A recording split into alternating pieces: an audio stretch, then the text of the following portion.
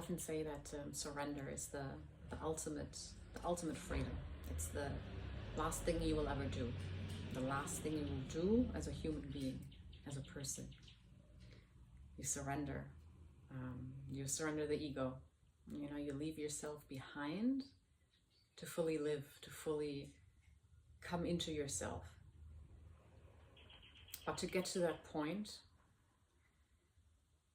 isn't easy because the person doesn't want to let go. And I think there are a lot of people who will listen and who will hear me say, surrender, let go, trust, take the leap of faith and leave yourself. Trust that there's something greater, something bigger for you.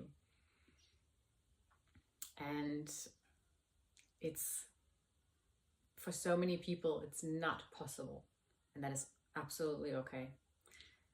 And I try to think, because it wasn't possible for me either at the beginning. I had to do a lot of work. What type of work did I do? Without knowing, I healed a lot of trauma.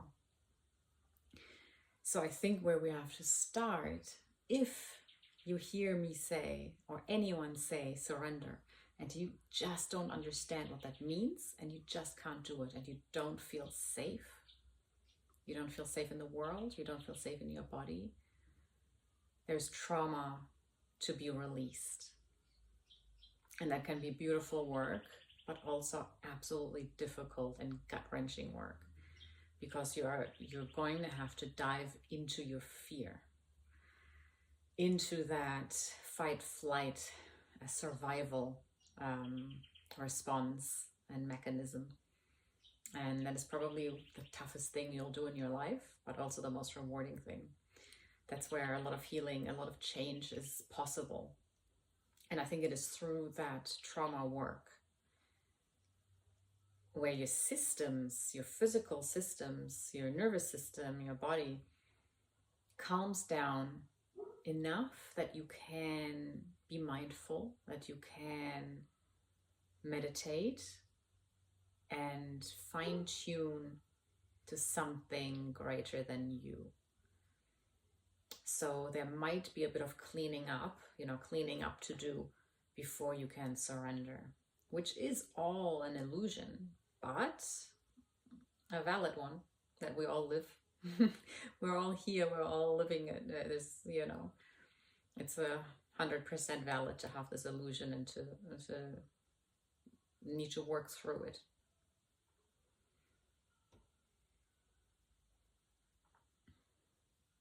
So yeah, I remember when I started just 4 years ago, and I went to a monastery, a meditation center, and I meditated with 3 monks. And that was my first meditation, my first public meditation. That wasn't at home in my bed with some headspace, but out in the world with real people. And I sat down and we started, and there was music at first and chanting. And then after about 20 minutes, we went dead silent for 40 minutes. And because I wasn't healed and I had unhealed trauma, I thought I was going to die. I felt so unsafe. I was sitting there, I had a panic attack. I wanted to jump up and run away. I could not sit with myself. I couldn't. But I did, because I thought the fear of hopping up in front of these 3 monks and running off is worse than sitting through it. I was too scared to move. And that has always been my thing with trauma. I fawn, I freeze, and I do whatever I need to do to keep my surroundings safe so I can be safe. So I stayed and had a panic attack.